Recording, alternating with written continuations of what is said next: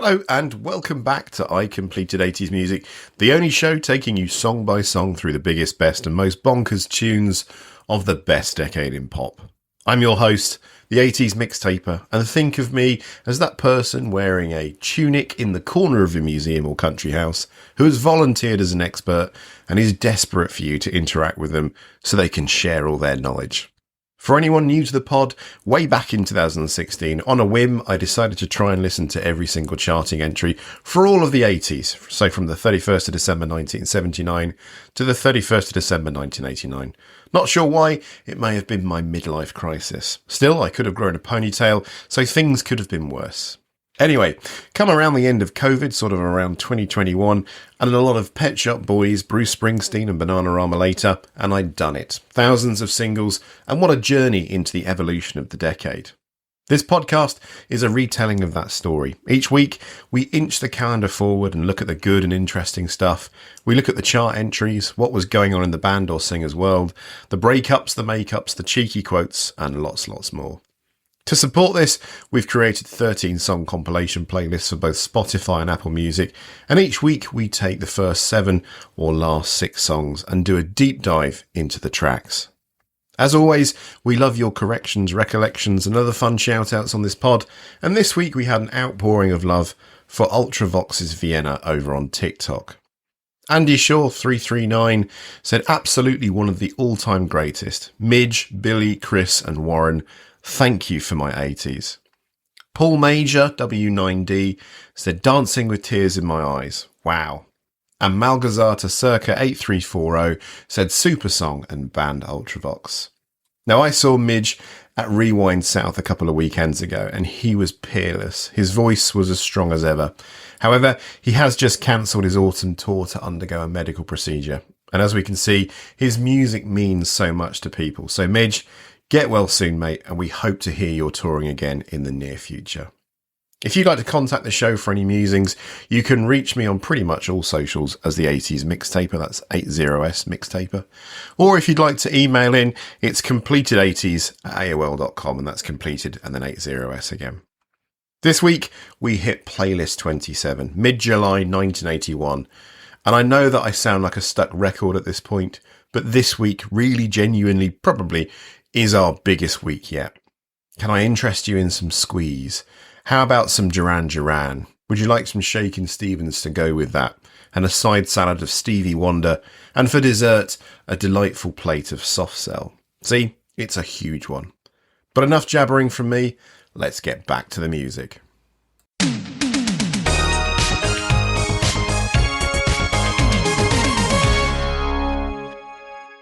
Before we get into those incredible songs, let's start with something a little unusual. Today, we start off by finding ourselves in a smoky London pub in 1981, where the jukebox hums with the songs of the 60s, the Beatles, Jerry and the Pacemakers, the Hollies. But the landlord likes new music, but only if it comes from those former stars. A record clicks into position to be played, and it's a peculiar single, which is climbing the UK charts. It's not the Rolling Stones' swaggering riffs or Mick Jagger's snarl, but a quirky, franglais-laced track by the band's bassist Bill Wyman. Siouxie, Suis and Rockstar, released in July 1981, peaked at number 14 on the UK singles chart and lingered for 9 weeks in the top 40. This was Wyman spreading his wings as an aside from rock's biggest band with a song that is a peculiar artefact of its time. This is track 1. Playlist 27, here we go.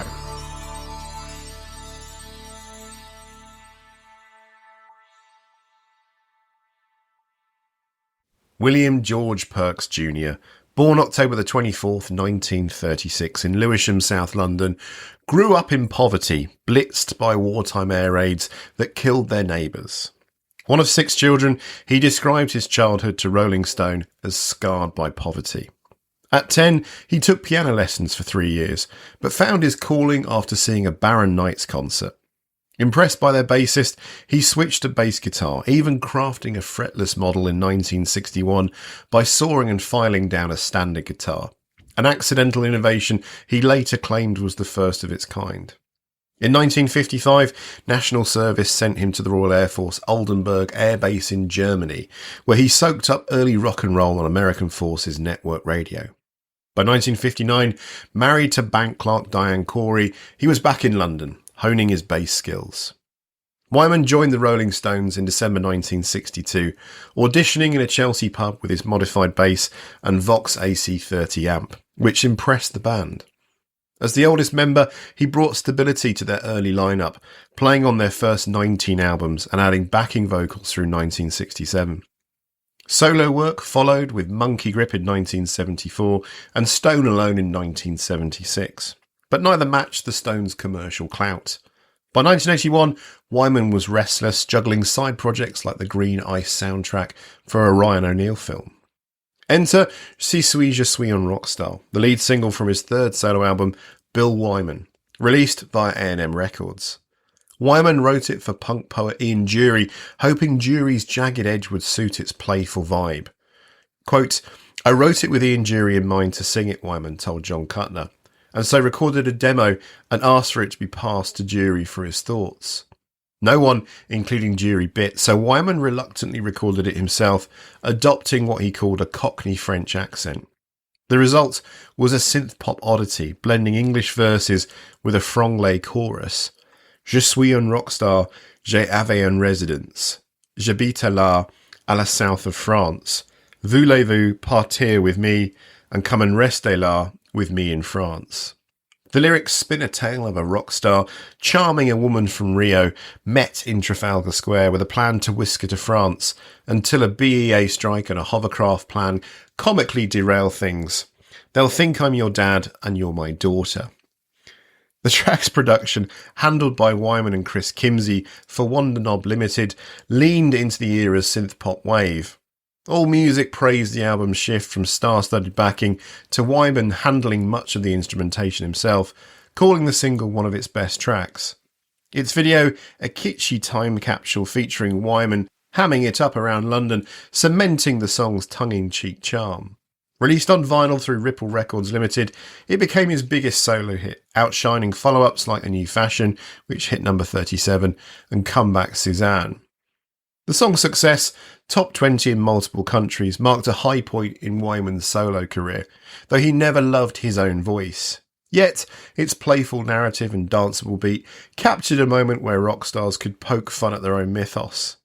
After leaving the Stones in 1993, Wyman formed the Rhythm Kings in 1997, covering blues and soul with guests like Eric Clapton and George Harrison. His legacy, though, remains tied to the Stones, and this quirky 1981 hit, a fleeting moment when the quiet bassist became a rock star in his own right. For track 2, we are back with Squeeze, picking up where we left off with their 1981 single Is That Love from East Side Story, which we heard in episode 24. That track was a sharp little jab of new wave pop, peaking at number 35 on the UK charts. But now we're diving into the big one, the song that's arguably Squeeze's calling card in the States, Tempted. This is the track that slinks out of your speakers like a sly cat, all soulful swagger and bittersweet ache. Released in July 1981 as the second single from East Side Story, it's a song that didn't just nudge the charts, it left a mark that still felt decades later. Press play now.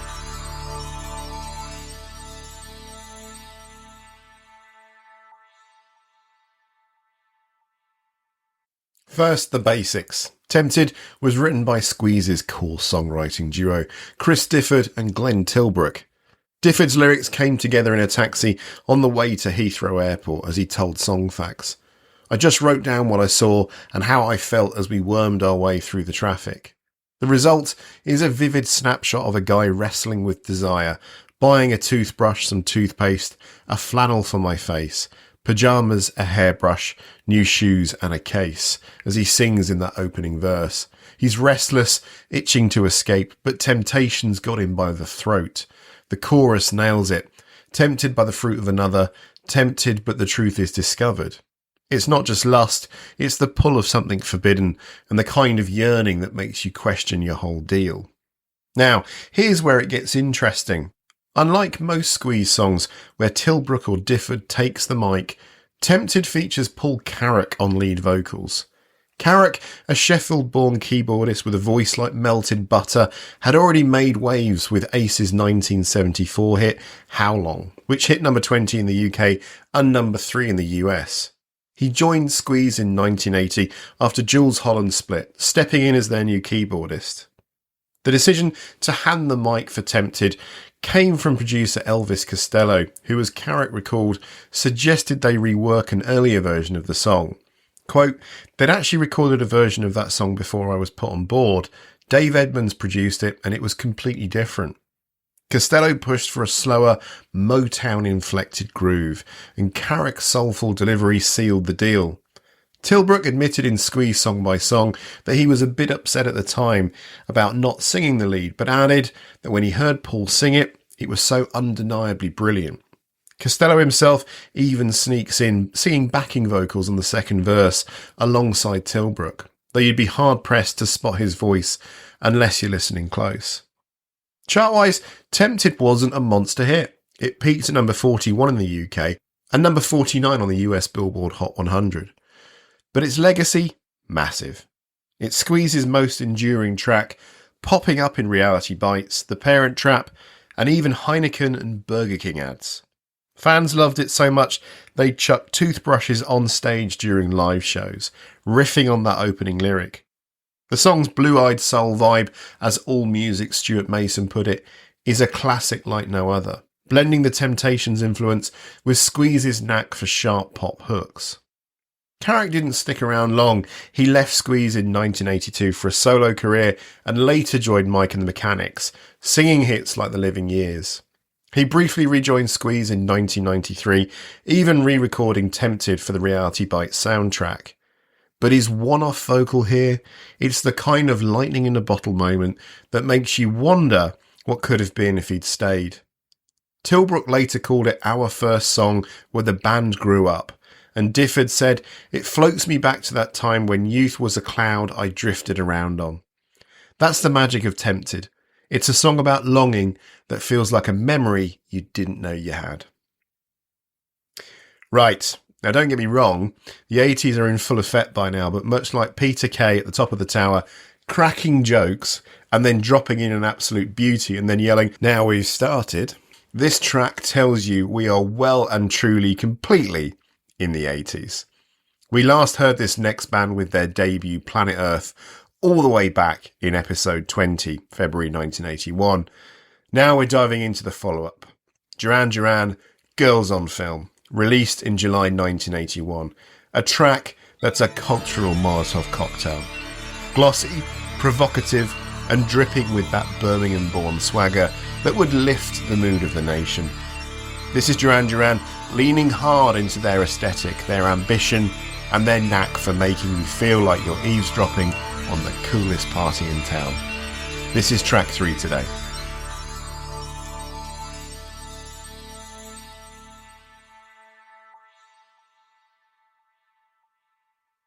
Girls on Film hit the UK charts like a glitter bomb, peaking at number 5.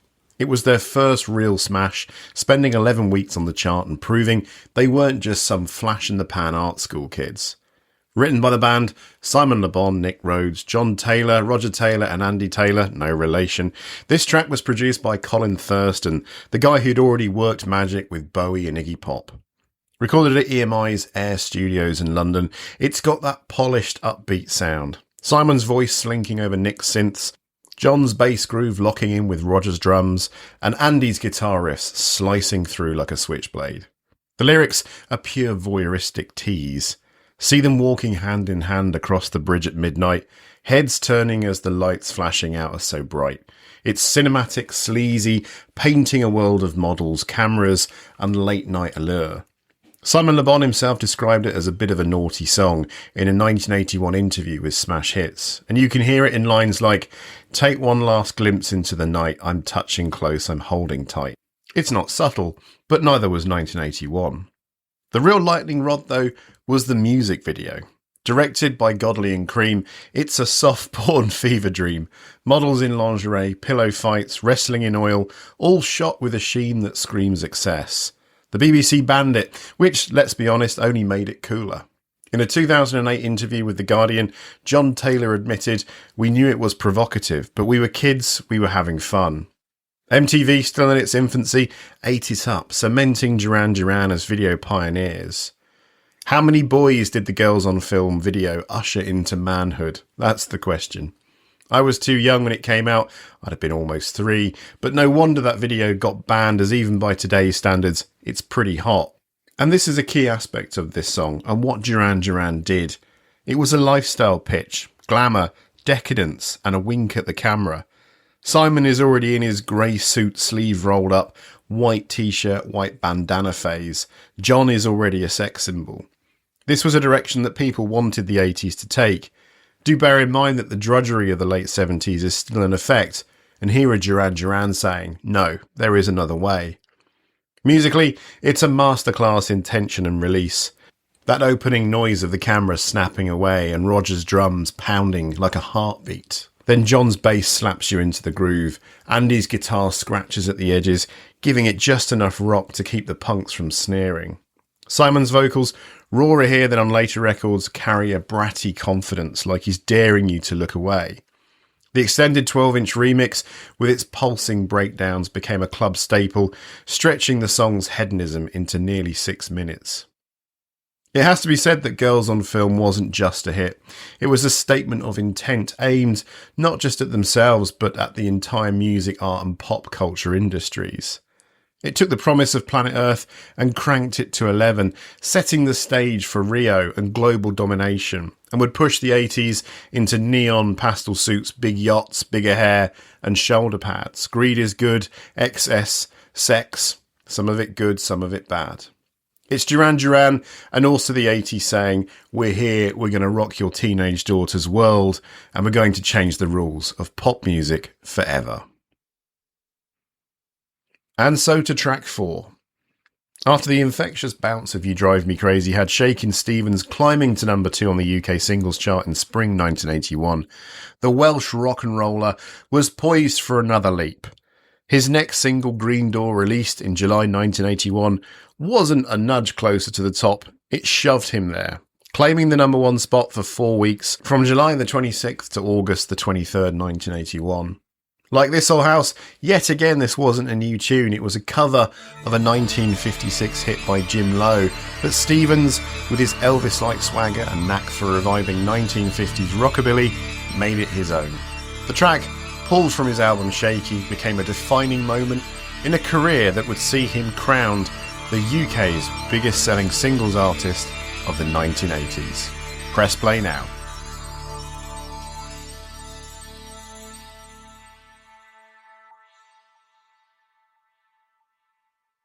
The song, written by Bob Hutch Davey and Marvin J. Moore, tells of a curious outsider peering into a secretive world.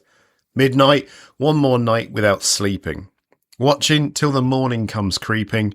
Green Door, what's the secret you're keeping? The lyrics paint a vivid scene. A piano pounds a boogie-woogie bounce, and something maybe illicit, maybe just lively, happens behind that enigmatic green door. The original, a US chart topper for Low, had a honky-tonk edge, and Davies' piano tricked out with thumbtacks for a tinny bite. Stevens' version, produced by Stuart Coleman at Eden Studios in Chiswick, leans harder into rockabilly, with Mickey G's guitar and Geraint Watkins' keys driving a sound that was both nostalgic and fresh. By 1981, Shakin' Stevens had been grinding for over a decade, fronting Shakin' Stevens and the Sunsets through pub gigs and a 1969 Rolling Stone support slot. His manager, Freya Miller, had pushed him solo in 1979, and after Hot Dog cracked the UK Top 40 in 1980, Green Door cemented his streak. It knocked the Specials' Ghost Town off the top, a jarring shift from social commentary to retro revelry. The single also hit number 1 in Ireland and played well across Europe, with Stevens' nostalgic sound finding fans in Sweden, Austria and beyond. What was it about Green Door? The song's mystery intrigued listeners.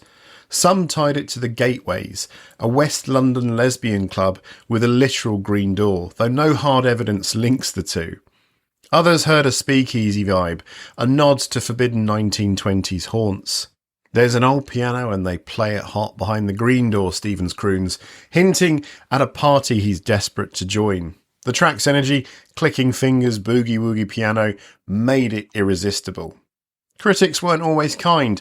Some, like the writer on popularnumber1s.com, preferred Frankie Vaughan's 1956 UK number 2 version for its lived-in feel. Others saw Stevens' take as a high point of the early 80s rockabilly revival, outshining contemporaries like Mud or Shawaddy Waddy. The song's cultural reach stretched further.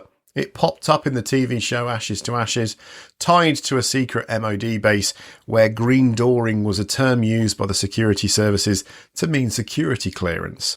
And later, it appeared in Quentin Tarantino's Once Upon a Time in Hollywood in 2019, with Leonardo DiCaprio's Rick Dalton belting it out. Stevens' Green Door probably was the cultural high point of rockabilly. While Shaky would still have hits, this was his high watermark too. I can't help but reflect on the double denim, the pompadour, the fun but safe demeanour. It captured a Britain craving escape, trading punk's anger for a polished nod to simpler times. With 33 UK top 40 singles, including 4 chart toppers, Stevens proved he could carry rock and roll's torch. Behind the Green Door, he found it. For track 5 today, no birthday party in the 80s was complete without this next song. Chocolate finger forts, French fancies, pineapple and cheese on sticks, kids with cowboy and pirate hats being sick in the corner. And this song by Stevie Wonder, although being 5 years old, none of us would understand the dramatic significance of the lyrics. All we heard was Happy Birthday. Last time we caught up with Wonder, his 1981 single Lately was tugging at the heartstrings, a soulful confession of love's fragility from his Hotter Than July album. But Wonder, never one to rest on emotional laurels, was already channeling his artistry into something bigger. That same album gave us Happy Birthday, a track released as a single in June 1981 that wasn't an attempt to be played on every birthday party, but a clarion call for justice. It's a piece of music history inseparable from the campaign to establish Martin Luther King Jr. Day as a national holiday in the United States. Press play now.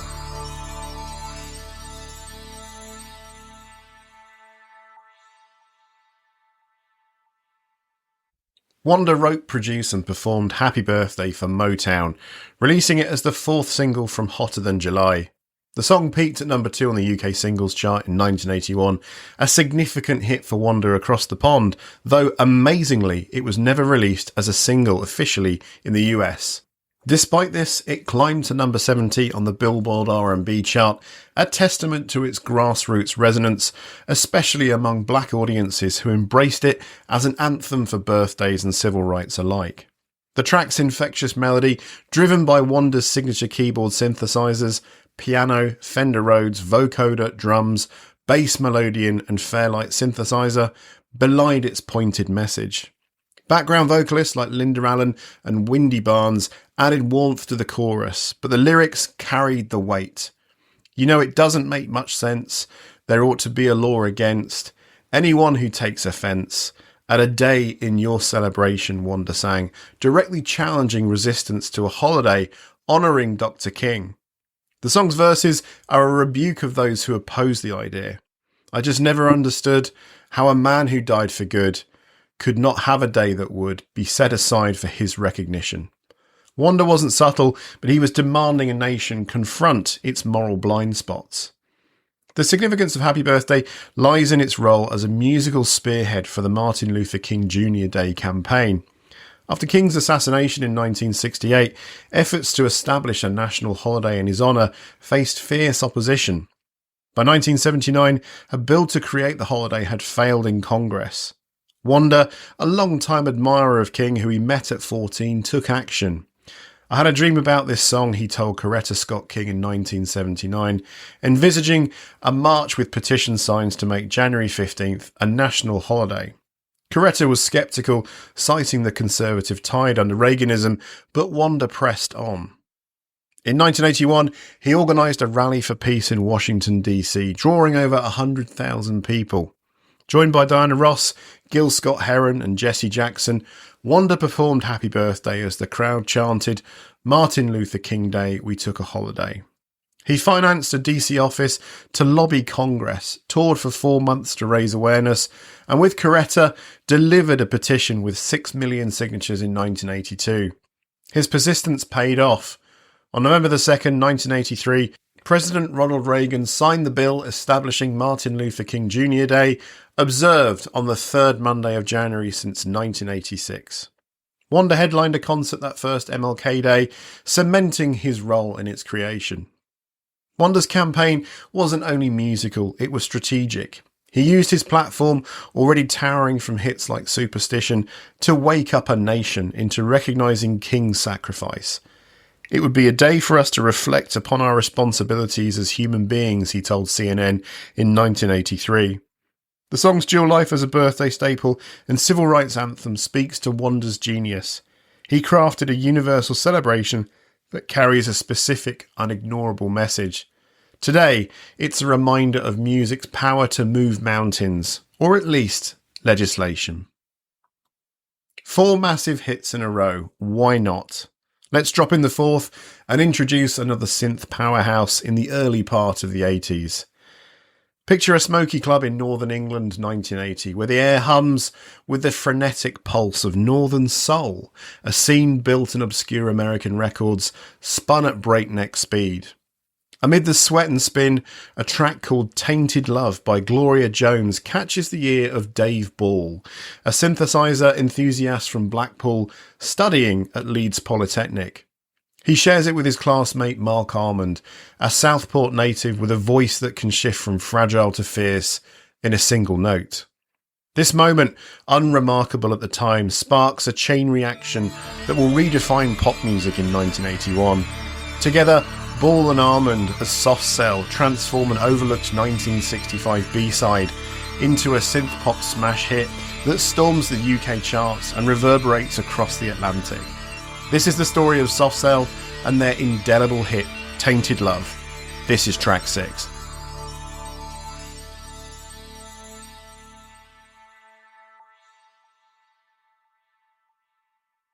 Mark Armand and Dave Ball met in 1977 at Leeds Polytechnic, where they bonded over a shared love of performance art and electronic sounds. Armand, born Peter Mark Sinclair Armand on July the 9th, 1957, was a flamboyant frontman, his stage presence shaped by punk's raw energy and glam rock's theatricality. Ball, born David James Ball on May the 3rd, 1959, was the tech-savvy counterpart, drawn to the synthetic textures of krautrock and early electronica. They formed Soft Cell in 1979, a name Armand described as clever wordplay on a lock-up for the insane and a method of advertising. Their early gigs were experimental, blending abrasive synths with Armand's provocative lyrics about urban grit and human desire. Their first single, Memorabilia, released in 1981 on Some Bizarre Records, flopped, failing to charts. Phenomenal song, by the way. Check out the recent remixes. Phonogram Records, backing the label, issued an ultimatum. Their next single had to sell, or they were done. Enter Tainted Love, a song written by Ed Cobb, a former member of the Four Preps, and first recorded by Gloria Jones in 1964 as the B-side to My Bad Boys Comin' Home. Jones's version, a soulful rush with brass and a driving beat, went nowhere commercially, but found a second life in the UK's northern soul scene after DJ Richard Searling rediscovered it in 1973. Ball, a northern soul fan, heard it in a Blackpool club and suggested it to Armand as an encore for their live sets. They slowed the tempo, swapped horns for synthesizers, and shifted the key to G to suit Armand's lower register. Recorded in just a day at London's Advision Studios with producer Mike Thorne, Armand's vocal was captured in a single take during a run-through to set levels. The result was a stark electronic pulse that traded soul's warmth for a cold, sleazy edge, perfectly capturing the alienation in lines like, "Sometimes I feel I've got to run away, I've got to get away from the pain you drive into the heart of me." Released on July the 7th, 1981, Tainted Love was a gamble. The 12-inch version, a medley with the Supremes' Where Did Our Love Go, was a label decision Armand later lamented, saying, if only we'd put our own song on it, then we would be considerably richer. But the risk paid off. After a performance on Top of the Pops where Armand's eyeliner and studded wristbands sparked viewer complaints, the single rocketed up the UK charts. It climbed from number 26 to number 9 to number 2 and then hit number 1 on September the 5th, 1981, holding the top spot for 2 weeks. It was the UK's best-selling single of 1981 with 1.05 million copies sold that year, rising to 1.35 million by August 2017. It topped charts in 17 countries, including Australia, Canada, Germany, and spent 30 weeks on the UK charts. In the US, Tainted Love became a slow burn phenomenon during the second British invasion. Entering the Billboard Hot 100 at number 90 on January the 16th, 1982, it took 19 weeks to crack the top 40, peaking at number 8 in July and setting a then record of 43 weeks on the chart. Its minimalist synths and Armand's anguished delivery cut through the ear as disco fatigue and post-punk snarl, offering a sound that was neither but somehow both. The song's success propelled Soft Cell's debut album, Non-Stop Erotic Cabaret, to number 5 in the UK, with tracks like Bedsitter, which hit number 4, and Say Hello, Wave Goodbye, which hit number 3, both of which we'll hear, cementing their status. Armand later reflected on the song's emotional pull. I loved the title and the opening line. Sometimes I feel I've got to run away. It summed up how I felt. It was 1981 and I was 21, already feeling world weary after some love affairs. For Ball, the song's ascent was surreal. The song was just played in clubs at first, but then it took off, reaching number 1 in 17 countries. Girls would chase us in the street. Tainted Love was another 80s cultural waypoint. Its icy synths and raw vulnerability bridged Northern Soul's past with pop's future, influencing acts from Depeche Mode to the Pet Shop Boys. The song's legacy endures with covers by Marilyn Manson, which hit number 5 in 2002, and Rihanna's 2006 hit SOS sampling its rhythm. By 2023, it ranked as the UK's 59th best-selling single ever. For Soft Cell, it was a lightning strike, a moment when two art students turned a forgotten soul track into a defining anthem of the early 80s, proving that sometimes the right cover at the right time can rewrite history. For our final track today, after the hypnotic churn of Spellbound cast its shadow over the UK charts in May 1981, peaking at number 22 and lingering for 8 weeks, Siouxsie and the Banshees returned that summer with Arabian Nights, the second single from their fourth album, Juju. Released on July the 24th, 1981 by Polydor, it reached number 32 on the UK singles chart, holding steady for 7 weeks. This track, a dark weave of post-punk and gothic textures, marked another step in the band's evolution from their raw punk origins into a sound that was both cerebral and visceral, driven by Siouxsie Sue's commanding voice and the band's daring sonic palette. This is track 7, our final track today.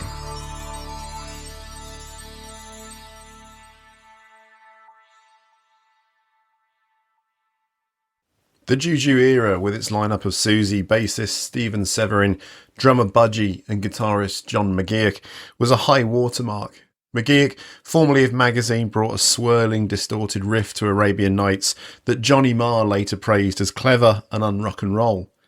Budgie's rhythmic pulse, a danceable undercurrent, gave the song a propulsive edge, while Nigel Gray's production balanced its eerie atmosphere with a taut structure. Siouxsie herself wrote the lyrics, which cut with a sharp, controversial edge. With Arabian Nights, it was quite a thrill to get the word orifices on the radio, she remarked, revelling in the provocation. The lyrics paint a vivid, unsettling picture. The jewel, the prize, looking into your eyes. Cool pulls drown your mind. What else will you find? I heard a rumour. It was just a rumour. I heard a rumour. What have you done to her? The chorus follows. Myriad lights. They said I'd be impressed. Arabian Nights at your primitive best. Later the bridge delivers a stark image.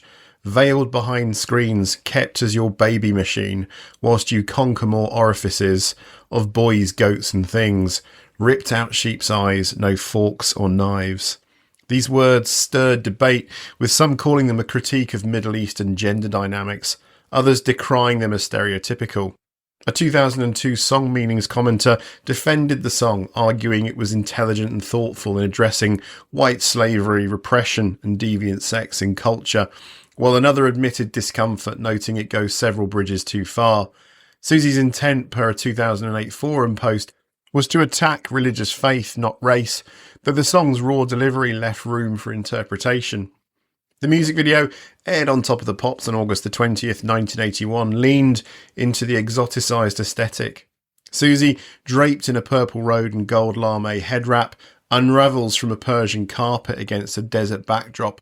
Meanwhile, the band engage in theatrical swordplay.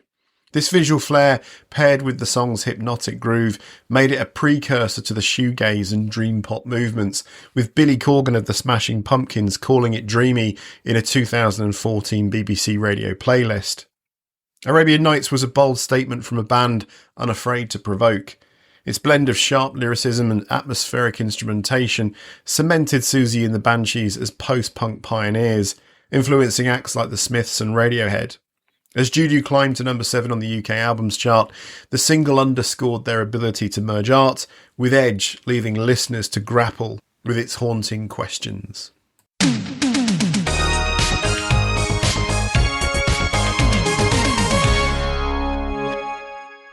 That's it for today, but join us next week for the back 6 tracks of Playlist 27, where amongst others we get more Kim Wilde, more Randy Crawford, more UB40, and we introduce those Irish rockers that would dominate decades, let alone the 80s, U2. As always, if you can leave us a review or give us a follow on your podcast platform of choice, it all goes a long way. But until next week, have a good one. Take care.